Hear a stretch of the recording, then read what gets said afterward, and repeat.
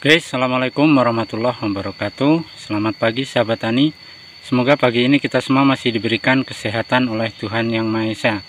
Amin, amin, amin ya robbal alamin.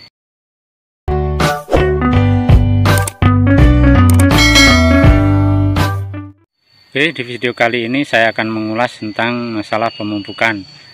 Mungkin di beberapa video ataupun video saya yang sudah pernah kita bahas, namun kita ulas kembali ataupun mengingatkan kembali cara pemupukan dan pupuk apa saja yang sebaiknya digunakan di saat memasuki musim penghujan.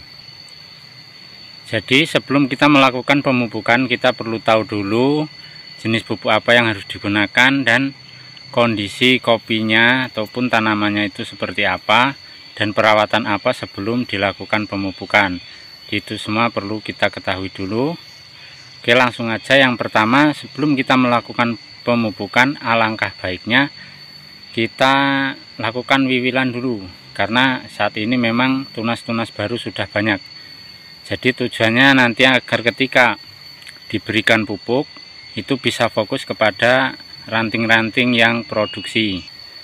Kemudian setelah itu baru kita tahu pupuk yang harus digunakan ya, karena ini memasuki musim penghujan dan posisi kopi sudah mata yuyu dan ada sebagian jenis kopi yang sudah jemegan, dan biasanya saat-saat ini sangat rawan akan kerontokan. Jadi bagaimana untuk mempertahankannya, pupuk apa saja ya yang harus digunakan untuk memperkuat buah agar bisa sampai besar. Oke sahabat tani, jadi kita lihat posisi kopi ya. Ini memang sebagian jenis kopi ini sudah ada yang jemegan. Ini kopi jenis talang tengah, dan jenis kopi komari juga sebagian sudah jemegan, berbeda dengan tugu sari, itu masih kecil.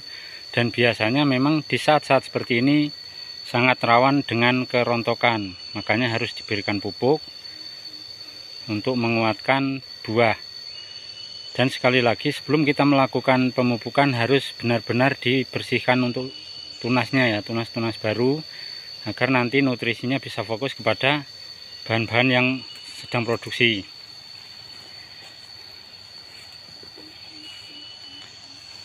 Ya, kalau dilihat di sini memang pertumbuhannya sangat luar biasa, sangat bagus. Ini sebagian sudah kita wiwil dan sebagian belum kita wiwil. Kita akan lakukan wiwilan terlebih dahulu. Oke sahabat tani, jadi pupuk apa saja yang harus digunakan? Oke, langsung. Untuk pemupukan di fase seperti ini kita harus perkuat di unsur P dan K, fosfat dan kalium. Ya, kita bisa menggunakan NPK, karena kalau lihat posisi batang seperti ini, kita tidak perlu lagi menggunakan nitrogen ya, sekalipun menggunakan tidak perlu banyak. Yang diperkuat adalah P dan K. Kita bisa menggunakan pupuk NPK untuk jenis bebas, karena banyak sekali merek-merek NPK ya, dan bisa ditambah dengan pupuk organik, baik kompos ataupun pupuk kandang. Tujuannya apa? Untuk pupuk fosfat dan kalium ini untuk memperkuat buah agar nantinya buah bisa kuat dan tidak mudah rontok. Kalau di fase seperti ini kita banyak menggunakan nitrogen ataupun urea, itu nanti yang terjadi ketika musim hujan itu biasanya banyak yang rontok.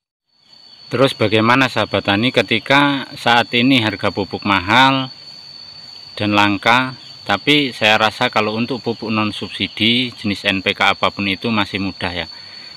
Terus cara mengatasinya ketika kita tidak mampu untuk membeli pupuk itu ya dengan skala banyak, itu kita bisa menggunakan sedikit demi sedikit, ataupun cara pemakainya bisa kita spray. Jadi kita kasih satu tangki itu 1-3 sendok ya, paling banyak itu bisa kita spraykan. Paling tidak bisa mengurangi ataupun mencegah kerontokan. Karena memang kalau harga pupuk NPK itu memang mahal. Untuk satu sak 50 kilo itu ya kisaran di 900 sampai 1 juta. Mungkin ada yang lebih tergantung mereknya.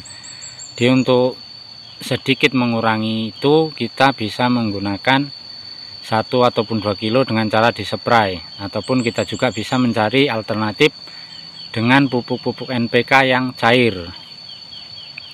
Jadi intinya yang penting kita harus melakukan pemupukan untuk sedikit mempertahankan buah, karena kalau kita bicara sempurna ataupun tidak rontok sama sekali itu rasanya tidak mungkin, karena kita hanya berusaha dan paling tidak bisa mengurangi kerontokan.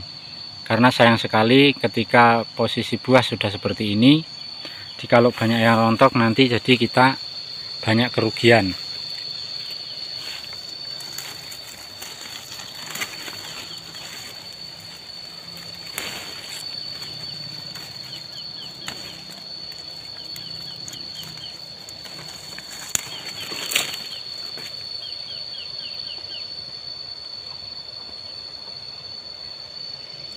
Ya, terus untuk masalah bahan, apakah harus dibuang semua atau harus disisakan ya? Kalau bicara masalah bahan, kita tergantung lihat posisi batang. Kalau memang di sini sudah kebanyakan B2 ke atas, kita memang bisa pelihara sebagian ya. Tentunya tidak harus semua dipelihara, karena tujuannya agar nanti nutrisinya bisa fokus. Terus untuk pemeliharaan bahan masih ada waktu ya. Kita bisa nanti bisa di bulan 1, bulan 2 sampai bulan 3 itu bisa dipelihara. Jadi saat ini kalaupun dihabiskan semua bahan-bahan ini ataupun tunas-tunas baru ini tidak masalah. Ya sahabat tani, untuk pembuangan tunas itu sendiri ya kita perlu hati-hati ya. Jadi jangan buru-buru, karena banyak tunas-tunas baru yang tumbuh di sela-sela buah. Jadi kalau kita buru-buru nanti buahnya banyak yang terbuang. Jadi perlu pelan-pelan, perlu sabar agar buah yang sudah terlihat jadi itu bisa bertahan. Oke sahabat tani, jadi mungkin itu saja sekilas tentang masalah pemupukan. Sedikit lagi, yang pertama sebelum kita melakukan pemupukan, kita lakukan dulu pewiwilan ya, atau membuang tunas-tunas baru, agar tujuannya untuk memfokuskan nutrisi yang kita berikan kepada ranting-ranting yang sudah berproduksi. Dan untuk pemupukan itu bisa cara ditebar, ataupun kalau memang kita berat untuk membeli pupuk karena memang harga pupuk yang mahal, kita bisa dengan cara dispray. Untuk pupuknya sekali lagi bisa menggunakan NPK, kalau ada kita pakai juga KCL untuk memperkuat buah. Oke, segitu aja. Semoga videonya bermanfaat, tetap semangat. Jangan lupa untuk selalu bersyukur. Assalamualaikum warahmatullahi wabarakatuh.